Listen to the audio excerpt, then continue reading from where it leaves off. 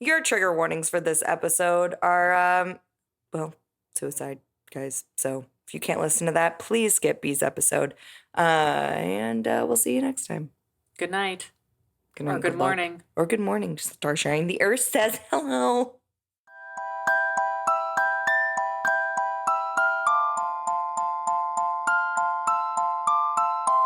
How awful.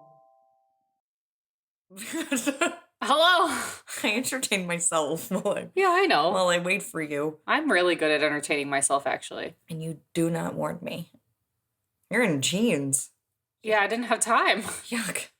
Hey, well, welcome to How Awful. You know what's awful? It's after 9 o'clock at night. Yeah, my job is not great. And dinner took too long. My job is keeping me at work very long hours, and it's going to continue to be that way because next week marks 3 weeks from filming, so. Hell time. And this is just extra hell time. It was nice to know you. Yeah. Friend. It's just extra hell time because the show is wild. Yeah. So. And I'll be able to come, maybe. Yeah, maybe by September. That would be exciting. We'll be shooting for Typically, a while. I get to go and roam around with her on a slow day. You could come see Stars Hollow. I want to see it. I could also just, bury you in the back of my trunk. That works, too. At least I get to work with my friends. Very true. Yeah. You're very lucky in that sense. And I've made new friends on this show, so it makes this show go by a little bit. The day flies by. I'm sure. As long as it is. Yeah. It's 8 p.m. and I'm like, oh my God, it's 8 o'clock. How did it get to be 8 o'clock already? I wish that was the case. I'm on my last 3 days at this job. Oh, I miss having nothing to do. It is chugging slowly but surely. Who's Shirley? I don't know. I don't know her. Anyway, sorry that you guys missed us recently. Yes. We have no idea what order this is. Is the Roosevelt going to be posted before this? After. After this. Okay, guys. Yeah. So we haven't been there yet. We haven't been there yet. I'm doing it in chronological order. Cool. Saturday. Yeah. We're going for a staycation for our friendiversary. So we'll tell you about the Roosevelt haunts, and hopefully we'll have something to tell you. I figure we might record at night and then maybe do a little follow-up in the morning, like a quick, nothing happened or something happened, and we can talk about that. Definitely. Just so that we can at least update everybody on the goings-on. And maybe we won't do a morning update, which just means nothing happened and it was boring and we didn't have time. So. Exactly. But I mean, if we don't get to record it there, we can always record it at home. But whatever. Yeah. We have requested the Montgomery Clift Haunted Room, 928. Hopefully we get it. If we don't get it, then we requested any room on the 9th floor. But no, I'm excited. It's more than likely going to be a drunken ghost hunting. Yeah, I'm going to have to be drunk in order to be, brave comfortable enough to be there. If I want to get you drunk enough to be brave enough to sneak into the ballroom. Yeah, you'll have to get me drunk enough. I'm such a real... So, somebody that I've been talking to today asked me what was something that I've done that not many people have done before. Okay. Still have not answered him. Because I literally... You're such a role follower. And so is he. So I was like, I'm such a rule follower. Climbed to the very top of the Tower of London. Did we? Yeah, we did. Yeah, we did. 36 flights of stairs. We did that. That question is a really cute, fun question to ask somebody you want to date. But also, how am I supposed to answer that question without bragging? Humble brag. There's no way. But he's asking you to brag, so it's okay. I know. It's okay. You know what you can say? The polite Canadian in me is don't brag though. You got to go full brag because he's asking. Well, I don't know if you want to impart the what it is that your family does or your dad does, but I have ridden on the Stanley Cup parade. You have been in the Stanley Cup parade. You have hoisted a Hall of Fame banner.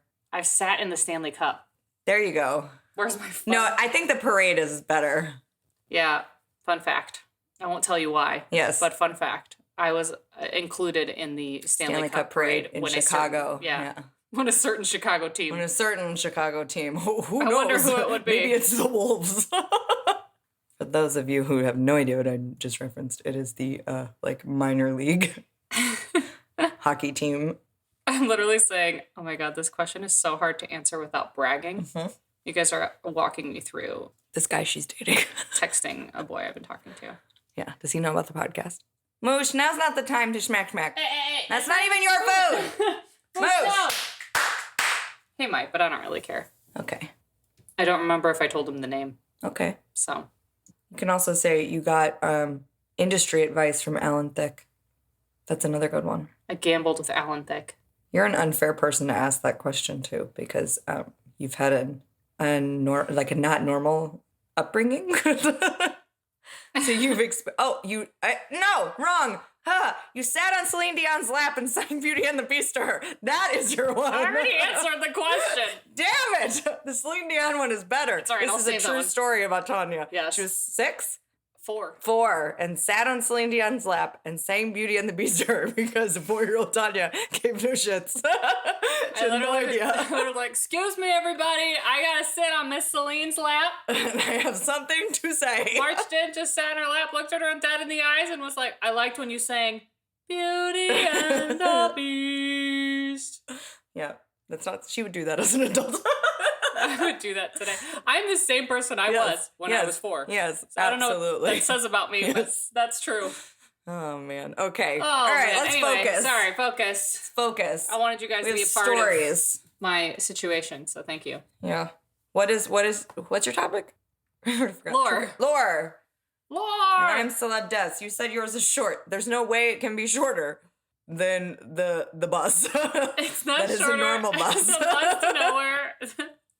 The normal bus in Philly. It's not short. I think it will create discussion. Okay. So it's short, but it's not shorter than the bus to nowhere because the bus to nowhere also literally like a paragraph. I thought, okay, for the record, if you haven't listened to that episode, I don't remember what episode number it was, but find it. For the record, that episode, I thought that subject was going to embark conversation. Like we were going to embark on some kind of journey of like talking about like philosophical stuff. Yeah. Just me? No, yeah, just you. Just me. I was embarked in conversation. This is a cool. You showed me a picture of a bus. Yeah, that was kind of for fun, but a standard bus. I did that for fun. Okay, I'm ready. I'm focused. Okay, I'm pushing the bus. All right, I'm going to kick this off with a quote. Oh. And then it's going to give. Once I say who the quote is, it's going to give it away. So. Okay, fancy. All right. Just so people are keeping up and they don't think they missed something. Okay. Okay, quote. Quote. He told his parents he was afraid that if he slept, the thing chasing him would get him. So he tried to stay awake for days at a time. When he finally fell asleep, his parents thought this crisis was over. Then they heard screams in the middle of the night. By the time they got to him, he was dead. Huh? He died in the middle of a nightmare. Huh? He was a youngster having a vision of a horror that everyone older was denying. That became the central line of Nightmare on Elm Street. End quote. Oh, I just got chills. Wes Craven. Very cool. R.I.P. Wes Craven. Mm-hmm. So I'm going to tell you about the true story that inspired Nightmare on Elm Street. Cool. Yeah. Oh, I'm invested. Yes. So, and this takes a really interesting turn. I had no idea about this. So this yeah, really I didn't know either. Inspired by a family that escaped the killing fields in Cambodia during the 1970s, the story of Freddy Krueger was born. After fleeing to the United States, the young son in this Cambodian family had disturbing nightmares where he was being chased by something. The terror these nightmares caused made him incomprehensibly afraid of falling asleep, naturally. Mm-hmm. So he would try to stay awake for days. That boy died in the middle of a terrifying nightmare, leading to the premise of A Nightmare on Elm Street and its dream-stalking villain, Freddy Krueger. So that's kind of what the quote is based off of. Okay. The killing fields of Cambodia refers to the Khmer Rouge, Cambodia's communist ruling party, who had carried out some of the most gruesome mass killings of the 20th century after the end of the Vietnam War. The Hmong people had helped the U.S. fight communism during the war, and when their town of Laos was taken over after the war, they were considered traitors, and most refugees fled to Thailand or the U.S., and those that were not able to flee were murdered, tortured gruesomely, and most of the refugees were also very brutally tortured. Oh, yeah. A phenomenon referred to as pokery. Pokery? Mm-hmm. Or more commonly known as sudden unexpected nocturnal death syndrome, or SUNS.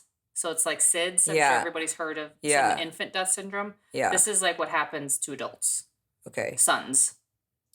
Occurred between 1981 and 1988, targeting a total of 117 cases, mainly of Southeastern Asian men in their 20s and 30s, who were considered otherwise healthy.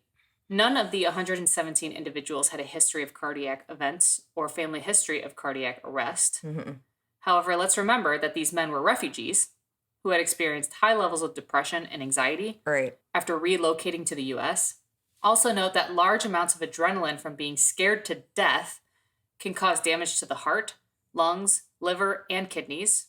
A surge in adrenaline reportedly causes a calcium to enter the cardiac cells, which causes the heart to contract. Mm-hmm.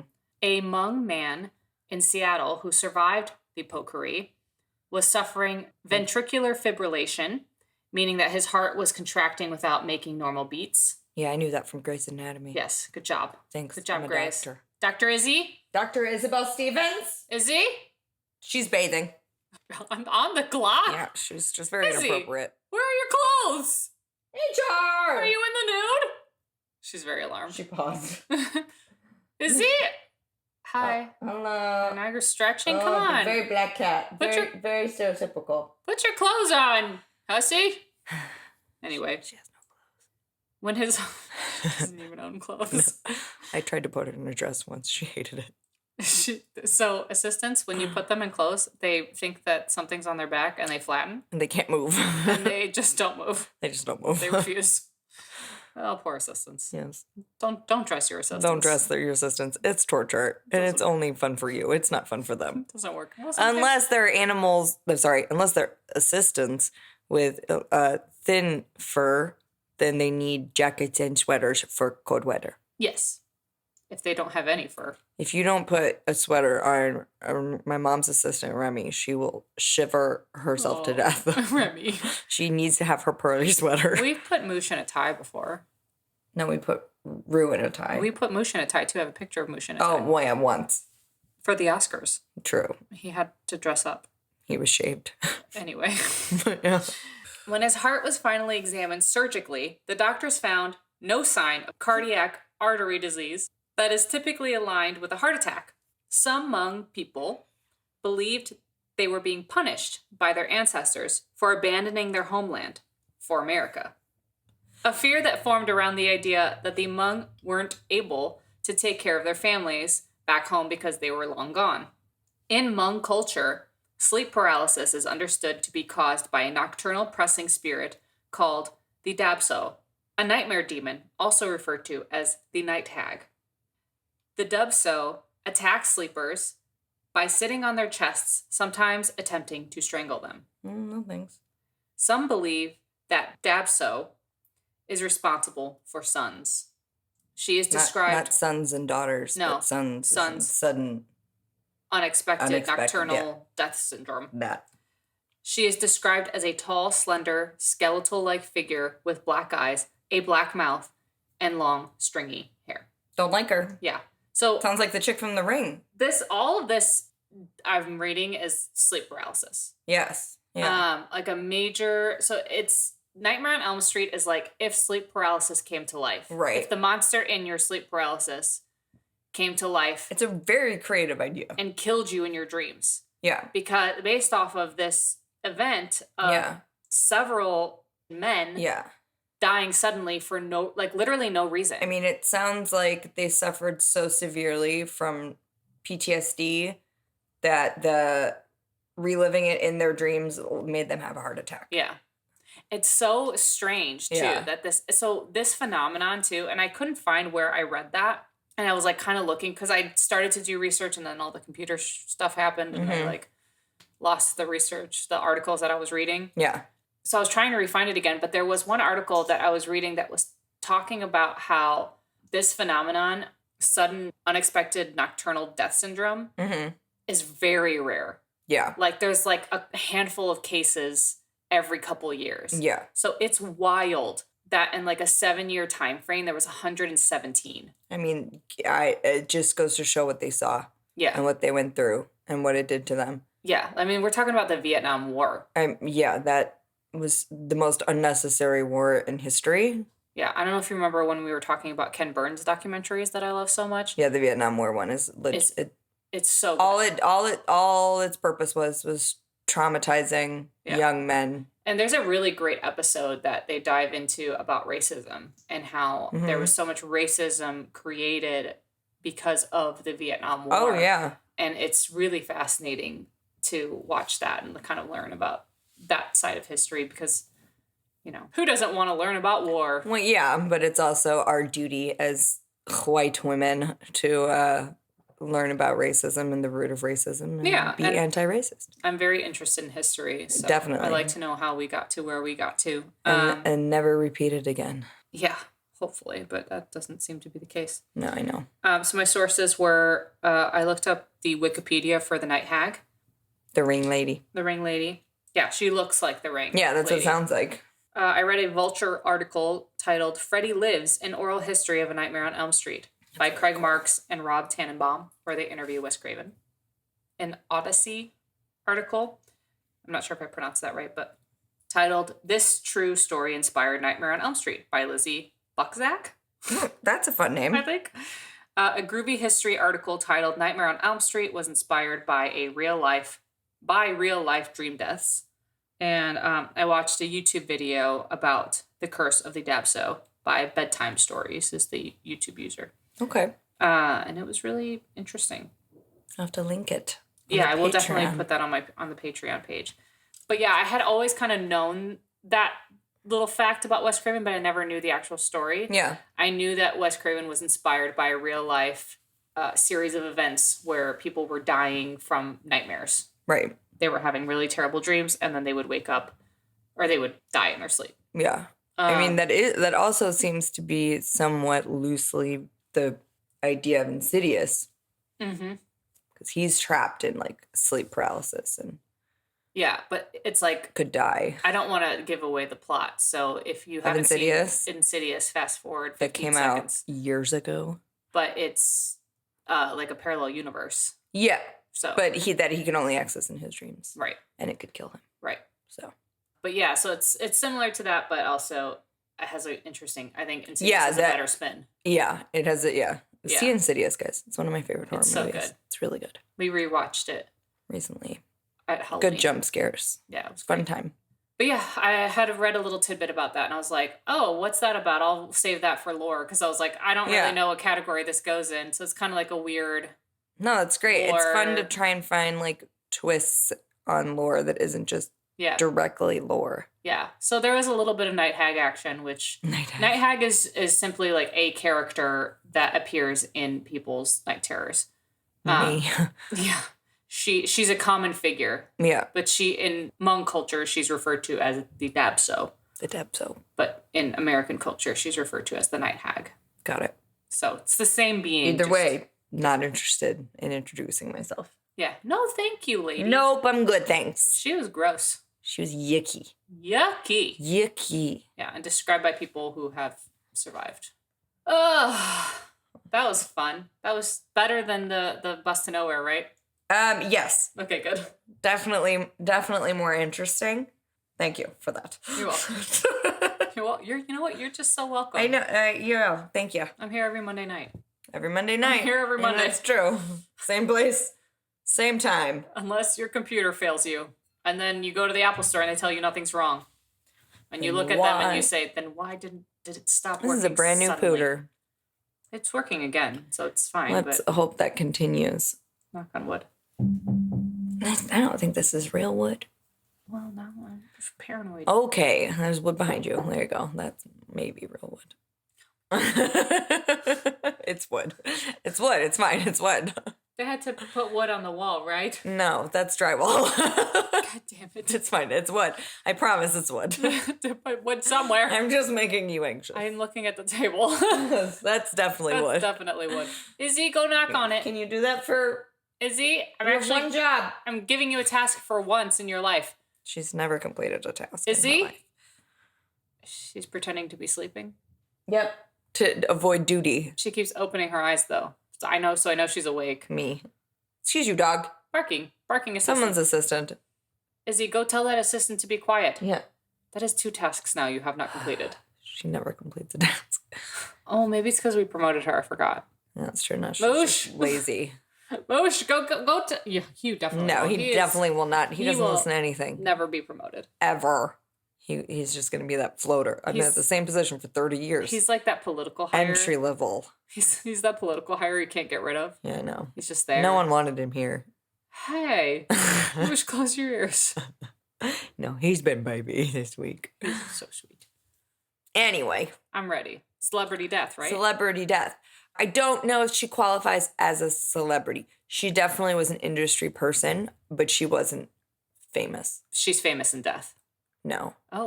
Well, whatever. She was an industry person, though. Okay. That's fine. I will have to show you a picture of her probably for you to know who she is. Oh, interesting. Yes. Okay, so here we go. Adrian Levine was born on June 24th, 1966, better known by the stage name Adrienne Shelley. She was an American actress, film director, and screenwriter. Shelley was born in Queens to Sheldon M. Levine and Elaine Langbaum. She had 2 brothers, Jeff and Mark, and was raised on Long Island. She began performing when she was about 10 at Stage Door Manor Performing Arts Training Center. Shelley made her professional debut in a summer stock production of the musical Annie while a student at Jericho High School in Jericho, New York. She went on to Boston University, majoring... I was in Annie. I know you were. I played Pepper. You sure did. You had like 3 lines. And I sang. I had a solo. Yes. You sang in Hard Knock Life and you rehearsed all the time. I was very ready to never hear Hard Knock Life again. Yeah, I wanted to do it right. You did it. 10,000 hours. You did it. That's how you perfect something, right? She went on to Boston University, majoring in film production, but dropped out after her junior year and moved to Manhattan. Shelley's career breakthrough as an actress came when she was cast by independent filmmaker Hal Hartley as the lead in The Unbelievable Truth in 1989 and Trust in 1990. Trust was nominated for the Grand Jury Prize at the Sundance Film Festival, where Hartley's script tied for the Waldo Salt Screenwriting Award. Oh, cool. Shelley also guest starred in a number of television series, including Law & Order, Oz, and Homicide: Life on the Street, and played major roles in over 24 off-Broadway plays, often at Manhattan's Workhouse Theater. Side note. Yep. Screenplay competitions are not a way to become a screenwriter. Nope. I just feel like I should just say that because a lot of people believe that you can do a screenplay competition and become a screenplay. No. They rarely work. It doesn't work. Maybe you'll get some money from it. Yeah, they make you look cool. Yeah, but they don't work. They don't work. Just a PSA. Yeah. To any screenwriters out there. In 2005, she appeared in the film Factotum, starring Matt Dillon. During the 1990s, I don't know it, but Shelley had segued. That's not the word. Segued? Shelley had segued is the word, not segued. Are you sure it's not segued? No, it's segued. I don't know what that means. It means segued, basically. But it's segued, I promise you, toward a behind-the-camera career. She wrote and directed 1999's I'll Take You There, in which she appeared along with Ali Sheedy. She won a U.S. Comedy Arts Festival Film Discovery Jury Award in 2000 for direction of the film. Get it, girl. There weren't a lot of female directors back then either. No. So And here's where you will know her. Okay. Her final work was writing, directing, co-set and costume designing, and acting in the film Waitress, starring Kerry Russell and Nathan Fillion, which premiered at the 2007 Sundance Film Festival. Shelley's daughter, Sophie, has a cameo at the end of the film. By the time of Waitress's premiere, Shelley would already be dead. That's how I know who she is. That's Adrienne Shelley. The really adorable waitress that you love so very, very much. Yes. She wrote and directed all that. She wrote, directed, co-set, and costume designed and acted in it. Yes. Oh, girl, I'm going to cry. Yeah. She's dead? Oh, yes. Oh, yes. Yes. So Shelley, who took I don't know this story. I know. I didn't either. Shelley, who took her professional surname from her late father's given name, was married to Andy Ostroy, the chairman and CEO of the marketing firm Belardi and Ostroy. They had a daughter, Sophie, born in 2003, who was 2 years old at the time of her mother's death. Shelley had written the film Waitress during the time she was pregnant with her daughter, Sophie, and Shelley described herself as an optimistic agnostic. Ostroy came to the apartment Shelley used as an office on the evening of November 1st, 2006. to find Shelley hanging in their bathtub from a shower rod from a bed sheet. Oh. Ostroy had dropped her off at 9:30 a.m. He had become concerned because Shelley had not been in contact that day and went to the building asking the doorman to accompany him to the apartment. Despite the door not having been locked and money reportedly missing from her wallet, New York City Police Department apparently believed Shelley had taken her own life. An autopsy found she had died as a result of neck compression. Ostroy insisted that his wife was happy in her personal and professional life, and in any case would never have committed suicide, leaving her 2.5-year-old daughter motherless. His protests over the following days caused a more careful re-examination of the bathroom, which revealed there was a sneaker print in dust on the toilet beside where her body had been found. Oh, God. The suspect print was matched to a set of other shoe prints in the building where construction work had been done the day of Shelley's death. On November 6, 2006, the press... Happy birthday. Yeah, hi, that's my birthday. The press reported the arrest of Diego Pilco, a 19-year-old construction worker from Ecuador, who, according to police, had confessed on tape to attacking Shelley and then staging the fake suicide by hanging her. Pilco's original version of what happened was that when Shelley had demanded if the construction noise could be kept down, he threw a hammer at her in frustration. Afraid she would make a complaint that might result in his deportation, he followed her back to her apartment. When the petite 40-year-old reportedly slapped Pilco after he had grabbed her at her apartment door, Pilco then said that he retaliated by punching her in the face, knocking her to the ground where she hit her head and fell unconscious. Believing that he had killed her, he said he then hung Shelley to make it appear as a suicide. This original version of events by Pilco were not supported due to the lack of severe head trauma and neck compression being ruled the cause of Shelley's death, so he was lying about that. Yeah, he choked her. Pilco then gave a completely different account during trial in 2008, which he said while returning to work after a lunch break, he noticed Shelley returning to her apartment in an elevator and decided to follow her and rob her. So she hadn't done anything. She hadn't complained, nothing.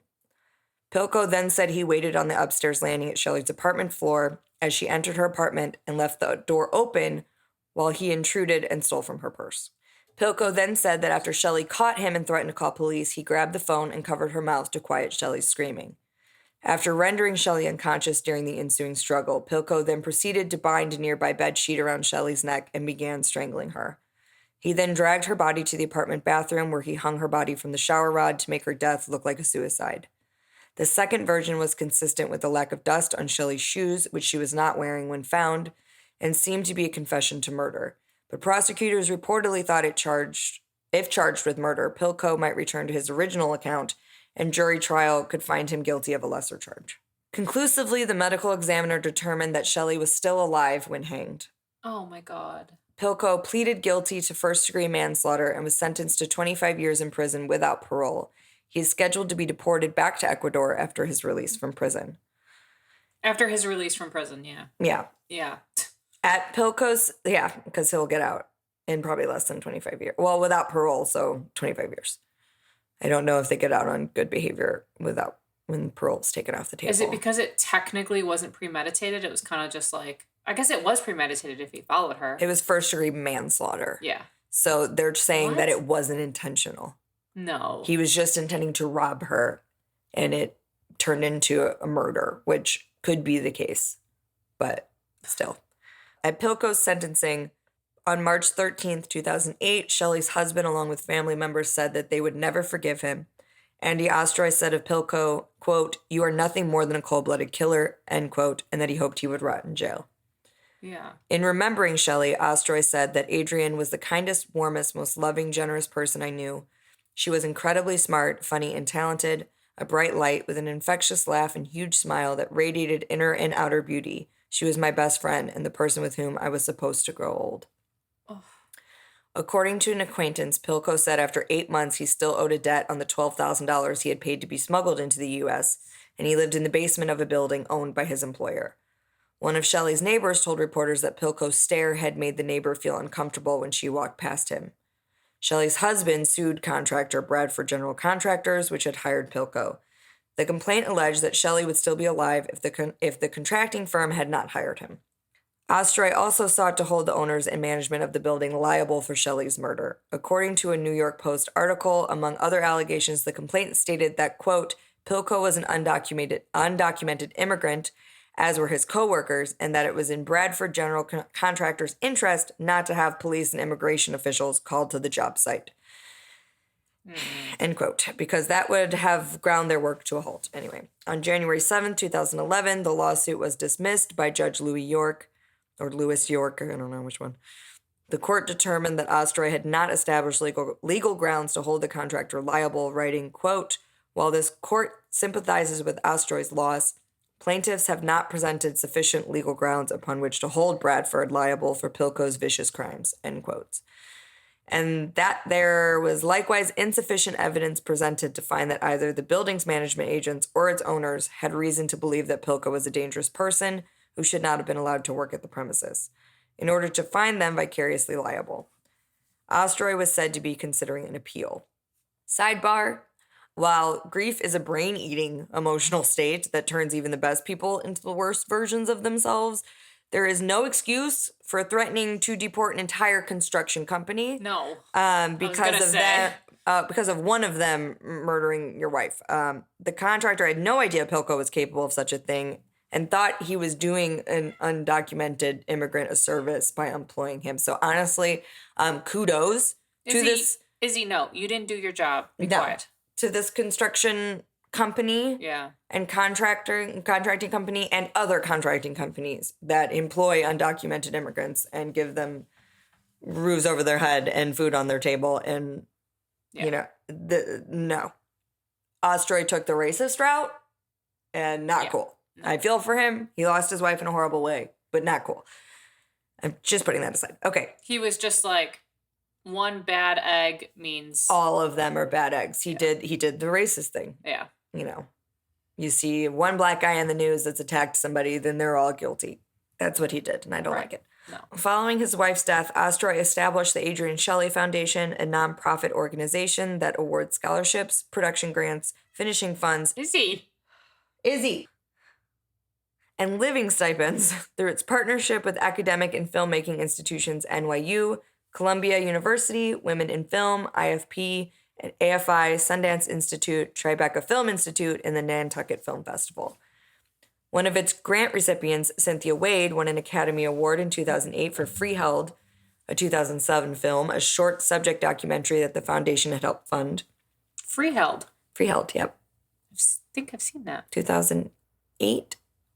Sounds familiar. It might have been before you started your Super Bowl of Oscars. I don't know. As part of its annual awards, the Women Film Critics Circle gave the Adrienne Shelley Award to the film that, quote, most passionately opposes violence against women, end quote.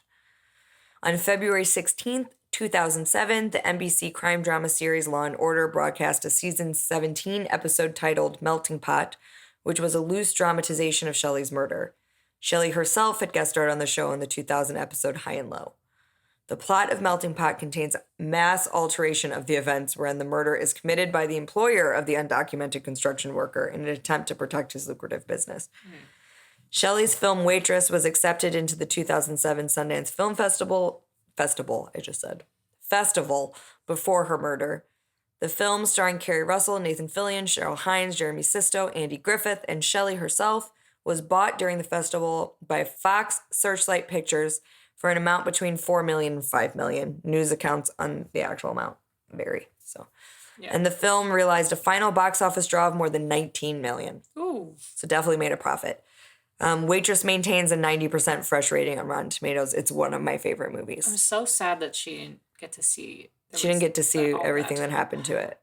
Waitress and its cast have together won 5 film awards and received other nominations in various categories, including an audience award for a feature film at the Newport Beach Film Festival, where cast member Nathan Fillion also received a feature film award for his role in the film.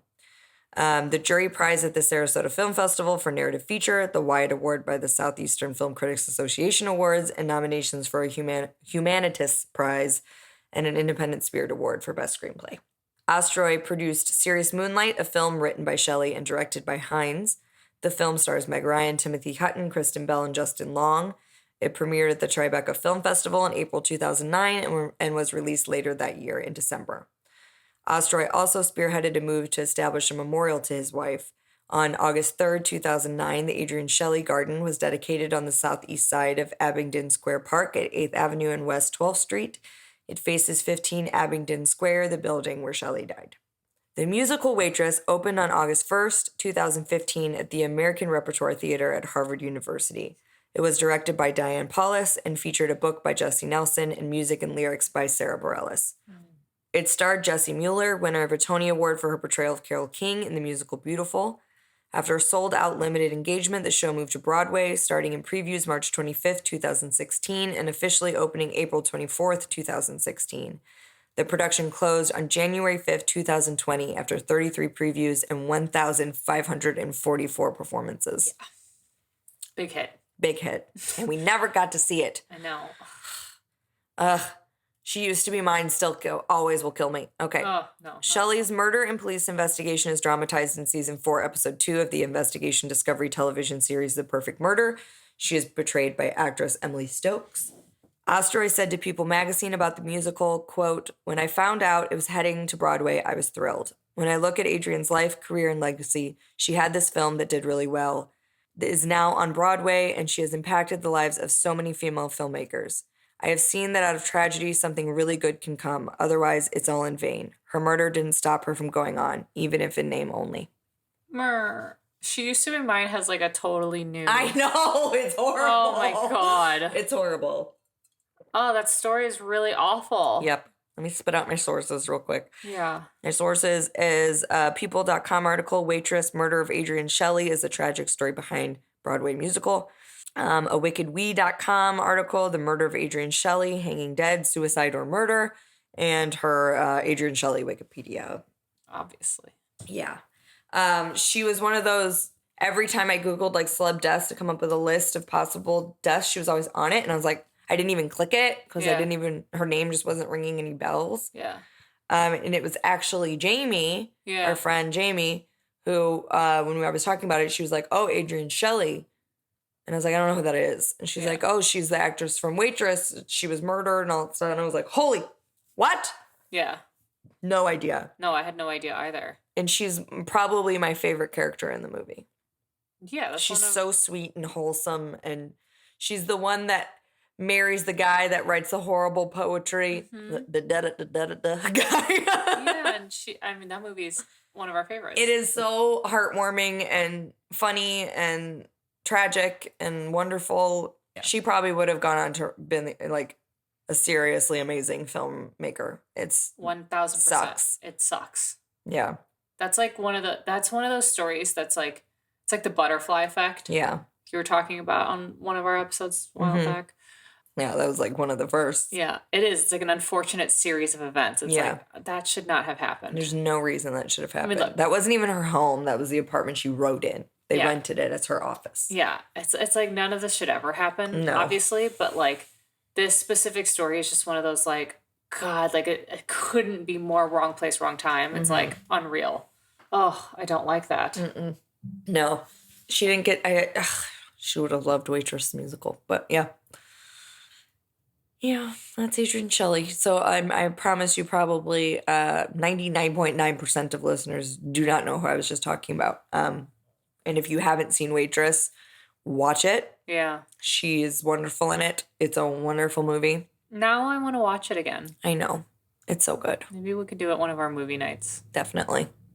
Yeah. Definitely. It's one of my favorite movies, like, ever. It's probably top 5 favorite movie. Yeah, it's so good. Easy. Swoon. Yeah. Waitress. I know.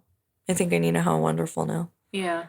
What's your How Wonderful, friend? I went to Disneyland California Adventure on Sunday. You did. With my friend Megan and her husband and her kid and my friend Nicole. Yep. And it was really fun to go there with a 5-year-old who was like the most well-behaved 5-year-old in all the planet. Truly the only child I would go to an amusement park with. Yeah. And have gone to an amusement park with. And he was an angel. Angel. He's perfect. No complaints, no whining, no tantrums. No, it was so nice. It was like my first time back since the pandemic. And we didn't go to the main park. We went to California Adventure, like I said. Mm-hmm. So it kind of didn't have the whimsy of Disneyland, but it was still nice to get to do something that like felt semi-normal again. Yeah.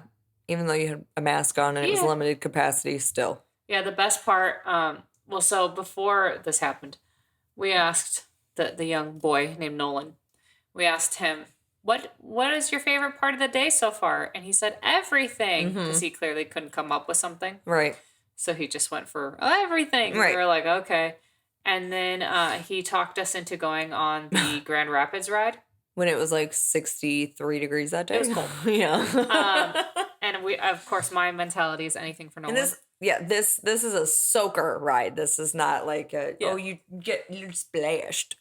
It's tidal waves that come over. We were watching. Some people were not getting soaked. Oh, yeah. No, I know. Because I rode this ride. There was a version of this ride at in Branson, Missouri when I went as a kid. And my grandmother had to ride it because I was a kid. And my grandmother always had her hair done. Mm-hmm. She had her purse in her lap. She was pissed to be on that ride. And it's those raft rides that are like a circle. Yep. And you kind of like spin while you're going down a rapid and there's waterfalls and there's splashes and all that stuff. Me and my brother, not a drop on us. My grandmother, tidal waves. And we watched as she was going backwards into a waterfall she didn't know was coming. And me and my brother were like, she has no idea. And this waterfall just came crashing down on Geneva. I'm guessing she just sat there still with no expression on her face. She had a clenched jaw and made no expression. And when we got to the dock and my grandpa saw her, I thought he was going to pee his pants. He was laughing so hard. I'm sure. I don't think he'd ever seen that woman without her hair done. Yeah, it was me, my friend Nicole, and Nolan's dad Tom. We went on the ride while anything for Nolan. While Nolan and his mommy videotaped us. Mm-hmm. And they watched and see how Megan got out of that one. Yeah. Actually, I dragged Tom into it. Oh, I thought Tom was like, let's go. No, it was me and Nicole were like, let's go. And I looked at Tom, I said, you're coming with us? Yes. And he was like, all right. And he came with us. Yep. He did it. Because I knew Megan wouldn't. No. So I was like, Tom, you're in. You're in, coach. And so Tom and Nicole both had like cotton hoodies on. Oh, and you at least had like a windbreaker. I had a windbreaker, but it didn't work. Water repellent. No? No. Oh, I looked at it. It looked it. I thought it could be. It was not. I was incorrect. I got drenched. Man. There's a video that Nolan took of us on the ride, and at the end of it, he's like, they are wet. They got so wet. And he's like, I'm wet. And he got splashed. Yeah. And then after we came out the ride, he came running towards us and said, I changed my mind. That was my favorite part of the day. Yep, when you got drenched. Yep. Nice. Yep. My other favorite part is when we ran into somebody we knew at the park, and he stepped forward and said, hello, I am Nolan. I'm 5 years old. Yep. And his dad did what? His dad stepped forward and said, hello, I am Tom. I'm 40 years old. Yep. And I just died. Best introductions. Yeah, that's my wonderful. That's a good wonderful. California adventure. Yeah. Yeah. My how wonderful is my mommy's here on Monday. That is super fully wonderful. vaxxed. That is super wonderful. So that I don't have to be nervous to hug and smooch her. Yeah. And we're taking her to drag brunch. That's going to be wonderful. Which we've never been to. Yeah. And we're very excited about.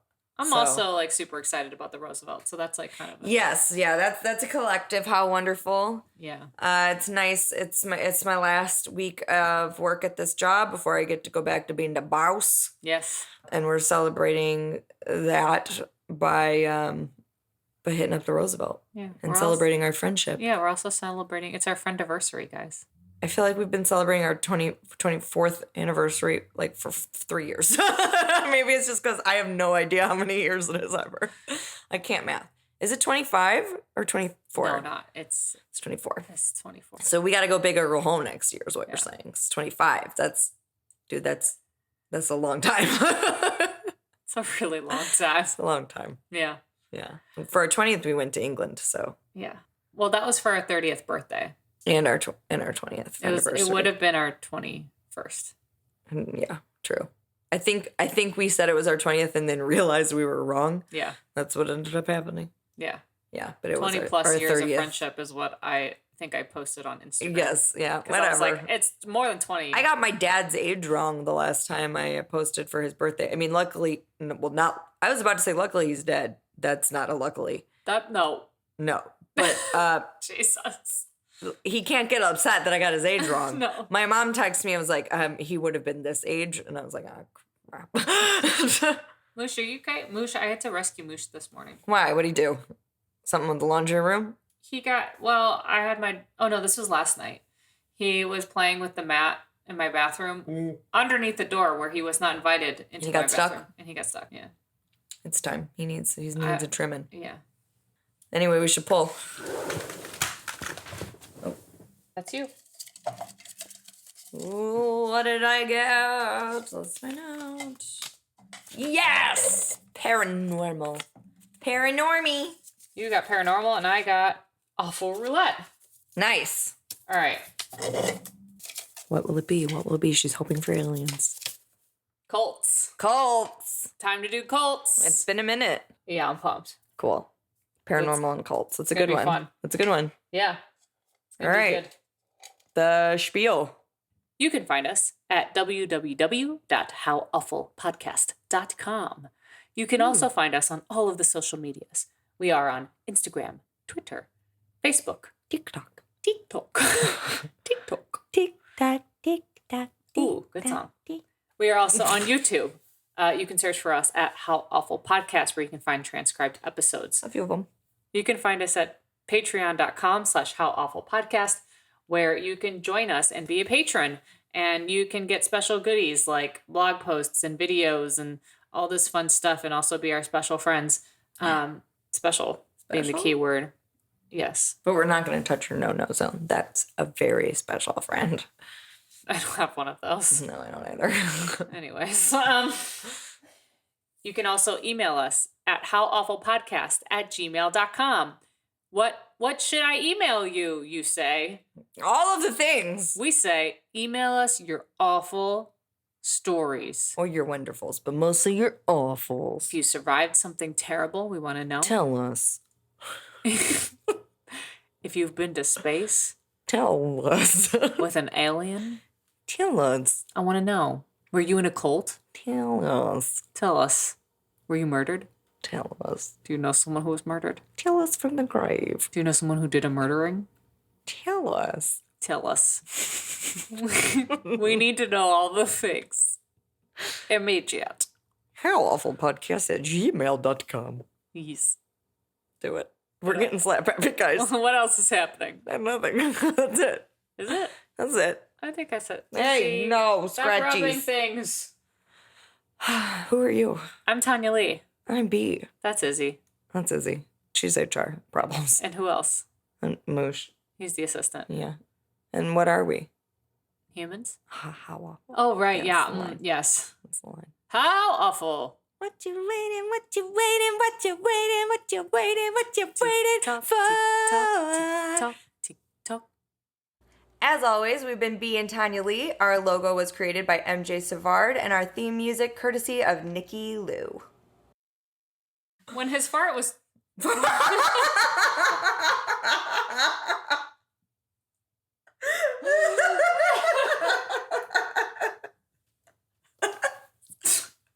Okay.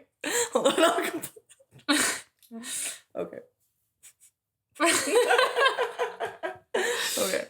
Oh, God. Wow. That was a mistake. Okay. When his heart was finally... You might just say heart.